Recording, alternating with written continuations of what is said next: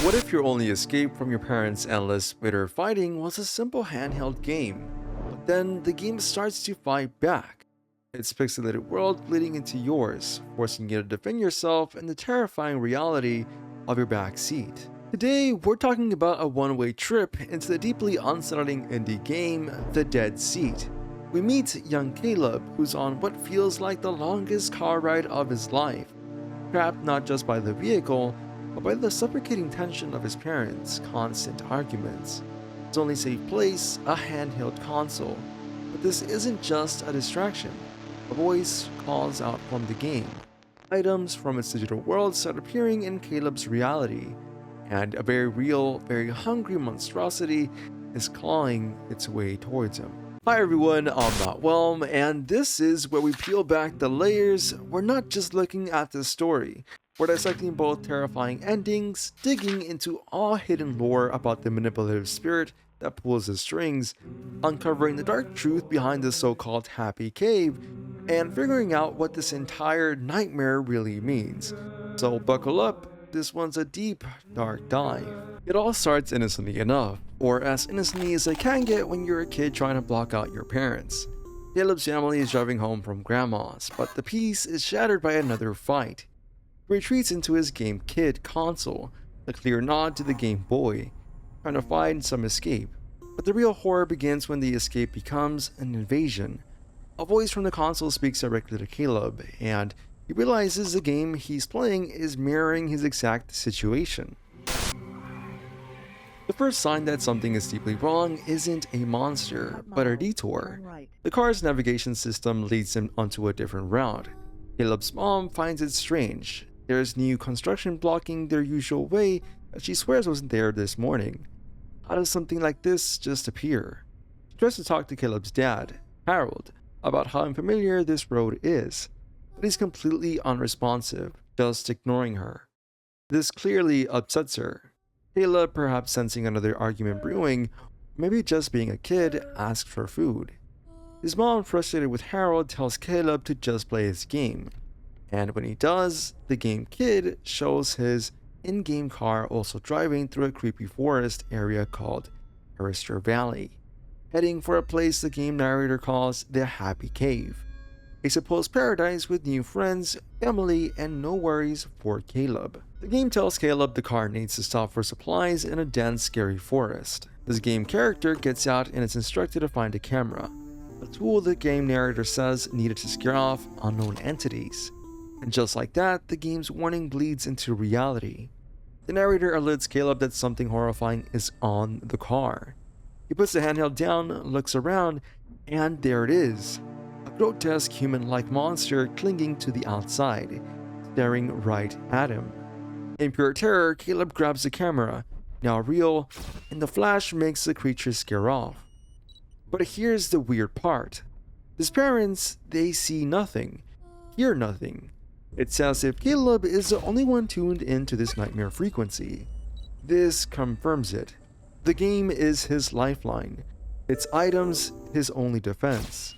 The game narrator explains these monsters hate being seen and needs to listen for their attacks from all sides. And this creature is no random beast. It's a disturbing two-headed being, one male head, one female, a twisted reflection of the two people in the front seats. After printing off these attacks for a while, the fragile silence in the car is broken again. Turn right. Harold, Caleb's dad, finally speaks, not to his wife, but to Caleb to turn his game down. Caleb's mom confronts Harold for his silence towards her, then reveals the reason. She invited her mother, who suffers from dementia, to come live with them without even talking to him first. She insists her mother is sick and needs her love and care. Harold fires back that they can't properly care for her, that she needs a professional care home, especially since she's been insulting and controlling towards him, and he's worried that it wouldn't be safe for anyone, Caleb included, given dementia is a horrible degenerative disorder. The argument explodes louder and louder. Caleb is trapped, helpless, and that's when the two-headed monster reappears, its heads now whispering to each other. They acknowledge the parents are fighting again, revealing this is a constant torment for Caleb. They even express a twisted sort of pity for him, especially his naive belief in the happy cave, a place they're not so sure is real. They muse that his parents are like oil and water, not belonging together. The symbolism is stark and horrifying.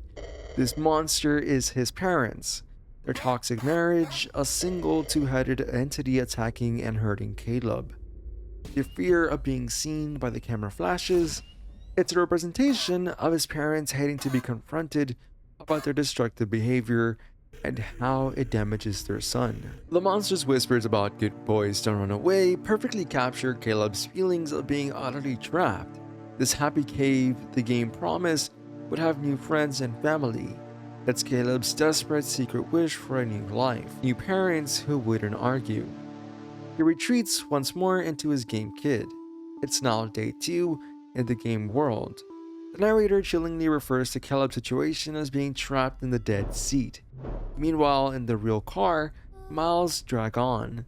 His mother mentions feeling sick, bad feeling creeping in, but his father just brushes it off. Caleb picks up his handheld again.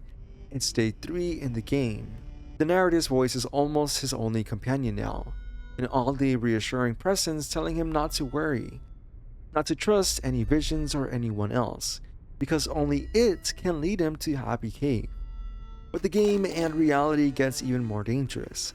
Now, Caleb doesn't just have to find supplies and flash monsters, he has to physically steer the actual car when a monster appears on the road, presumably through the game's interface. And then, it's a truly terrifying moment. Caleb realizes his parents are just gone from the front seat. The game narrator's voice eerily comments on how lovely the peace and quiet is. The narrator's influence grows stronger. It tells Caleb that the demon he's fighting is his demon, and that the narrator itself is very real, not just a game character. They're approaching home. The car's navigation says to turn right, but the narrator whispers directly to Caleb, "That's the wrong way. Turn left," it says, to reach the Happy Cave. Simultaneously, the monster, which Caleb now fully understands as the monstrous toxic version of his parents, speaks to him. It says it's understandable that he's scared of them because they are, in their true form, the one he fears. The one that argues and screams all the time. Under the narrator's complete manipulation, Caleb lunges for the steering wheel and yanks it left. In an instant, his parents are suddenly visibly back in the front seat, screaming at him to stop. Let go. But it's too late. The car smashes into a tree. The impact kills his parents instantly. Caleb survives, but he's horribly injured. His legs crushed and mangled, unable to move. He cries out for his parents to wake up, utterly confused, never intending this outcome. All he wanted was to escape the demon, a toxic version of his parents. Days blur by. Caleb is trapped, starving. He begs for his parents to wake up, but they don't. Finally, consumed by an unbearable hunger, Caleb apologizes and gives in, starting to eat the rotting corpses of his own parents. After an unknown amount of time, as Caleb wastes away, the forest around the crash site begins to grow brighter, almost unnaturally so. His handheld console starts to shimmer. The narrator's voice returns, telling Caleb he's now ready to meet him, ready to come to the Happy Cave. Caleb, perhaps delirious, perhaps broken, says he's ready. He manages to take 99 steps. With each step, the grim reality of the forest shifts, transforming into an animated, colorful world of his game kid. A magical, almost cult-like chant seems to encourage him onward, with a bright light at the end of the path. Finally reaches the promised cave, and there a monstrous-looking entity, shadowy with long, grasping arms, stretches towards Caleb, welcoming him home. Then the chilling final words from the entity, "Good boy, good boy, good boy, you are dead." So what are we to make of this horrifying ending? It seems this narrator, this entity, is very real. Perhaps a malevolent spirit that preys on suffering children like Caleb. It appears to sympathize with their pain in these toxic families. but its method of helping is to manipulate them into tragic ends, leading to their deaths, so it can unite their souls within its so-called happy cave. It's a twisted form of salvation, promise of freedom that comes at an ultimate price. But believe it or not, this isn't the only way Caleb's story can end. The game's hardcore mode offers a different path, one that peels back even more layers of this deeply disturbing mystery and reveals the true nature of the entity and the happy cave. If Caleb finds the will to go back to the car and challenge the demon again, which is how hardcore mode seems to begin, the story takes a sharp revealing turn. This time, it's not just about survival, it's about understanding. The spirits of his parents now confront him, questioning why he's back, especially after, well, everything. The game explains this is Caleb's own guilt, his subconscious replaying the horror, tormenting him for his actions. After playing day 1, a crucial note appears, giving us our first solid lore dump on the entity. It specifically lures lonely and broken children, disguising itself as a friend. It promises them a happy cave filled with new friends, but the catch is they must obey it completely. Which, as we've seen, usually means they have to die so the wandering souls can be trapped by this spirit. And then a new voice joins Caleb in the back seat, a girl named Amy. Amy introduces herself and explains that she and other kids actually went to the happy cave on their own, running away from home. Her own parents started fighting violently after her father cheated, and the children found them so scary that they ran away, with the game narrator, the spirit, acting as their guide to escape the pain.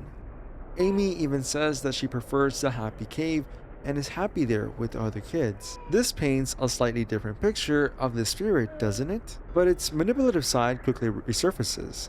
As Caleb expresses regret and a desire to find his parents, the spirit, the narrator, tries to gaslight him, insisting he prefers his new life, that his parents were toxic and deserved to die, and he should be happy now.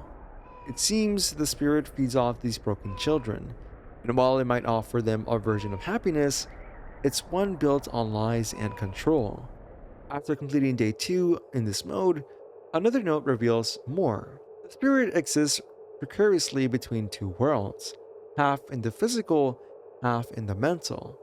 The deeper the children follow his promises of salvation, the more they'll end up lost inside the happy cave.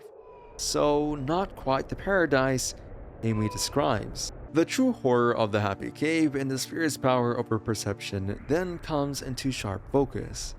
As the new day unfolds in the game, Amy is talking with Caleb. When Caleb mentions trying to scare monsters away from the car windows, Amy is completely confused, saying there are no windows in the cave. This is a massive reveal. It tells us that the happy cave isn't a consistent physical place. Its appearance is shaped by each child's mind, their imagination being molded by this spirit. Caleb is still trapped in the trauma of the car, so that's what he sees.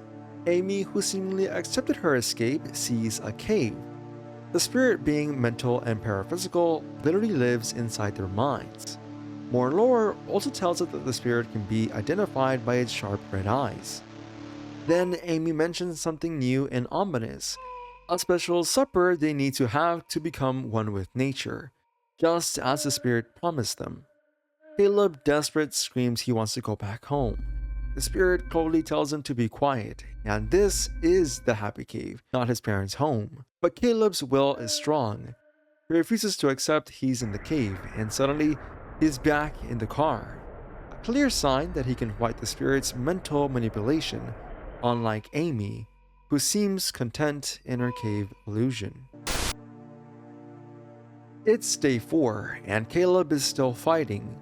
He pleads with the spirit. All he wants is to go back to his parents, no matter how flawed they are. The spirit is relentless, trying to convince him he's happier now, that his parents were toxic. Despite the spirit's efforts, Caleb holds on to his desire to return. And then, a glimmer of hope, a new note that explained there is a way to escape this parasitic demon. A stone hidden deep in the forest can free a child if they abandon all doubt, become self-assured, and refuse to believe the spirit's deceptions. In a deeply emotional moment, the demonic representation of his parents appears to Caleb again. But this time, they're not monstrous. They tell him not to mourn anymore, to move on, that they always loved him, that what's done is done. It was an accident, and he shouldn't punish himself any longer. The spirit makes one last desperate push. It tells Caleb that Amy has already eaten the supper. Amy herself appears looking different. She says she's eaten it and feels much better, as if she's becoming nature. But then the environment shifts fully to the cave, and Caleb witnesses Amy's actual horrifying fate. She's been killed, consumed, or transformed into something else entirely by this supper. The entity then appears in its monstrous form right in front of Caleb, telling him to eat the supper, to join his new family. But Caleb, perhaps empowered by his parents' loving words and the knowledge from the note, closes his eyes, refusing to believe, refusing to give in. When he reopens them, he's back in the car, but only for a moment. He knows now. He resists the spirit further and finally finds the stone. It's the handheld console itself, the very object that lured him into this nightmare. Now, in the cave in his mind, he uses the handheld not as a game, but as a weapon, trapping the spirit inside it, preventing it from seeing into his mind and manipulating him further. With the spirit trapped and blinded, Caleb uses the handheld one last time to find his way out of the cave. At the entryway, he finds a deer, and then the gut-wrenching realization, the deer is Amy. He sees many more animals around, rabbits, other deer, even flowers, and understands these were all the runaway children, transformed by the spirit into parts of its twisted happy cave. Then a truly haunting sight. A vast, endless field of chairs, hundreds, thousands, each with a date engraved on them. These dates stretching back centuries, even millennia, seem to represent the year each child died and joined the spirit. Having escaped the entity's surreal world, Caleb, with grim resolve, smashes the handheld console against a stone, destroying the spirit with it, hopefully for good. So what's the ultimate message of the Deadseat after uncovering this good ending? It seems Caleb in this version had already died in the crash along with his parents some time ago. His entire journey, both the initial nightmare and the hardcore mode, was his soul's struggle with the spirit's realm. This time, instead of his soul being reborn as an animal, trapped forever, his mind was strong enough to fight back. He refused to give up on the memory of his parents and desire to truly be with them. So, in a way, perhaps there was no sad ending for the other children either. The game suggests they were happy to be transformed into nature, finding a peace they never had in life, even if it was a peace orchestrated by a manipulative entity. But for Caleb, true peace meant something different. The Deadseat uses a simple setup to deliver a story that's incredibly complex, deeply psychological, and surprisingly emotional. That hard mode ending changes everything and adds so much depth. What do you think of Caleb's final choice and the true nature of the spirit? Were his parents just as trapped as he was? Let me know all your theories down in the comments. If you enjoyed this deep dive into this incredible hidden gem, please make sure to smash that like button, share, and if you're new to my channel, please subscribe and ring the notification bell for more explorations of dark and fascinating games like this one. Thanks so much for watching. I'm Not Whelm, and I'll catch you on the next one. Stay safe, and maybe be a little careful if your game starts talking back to you.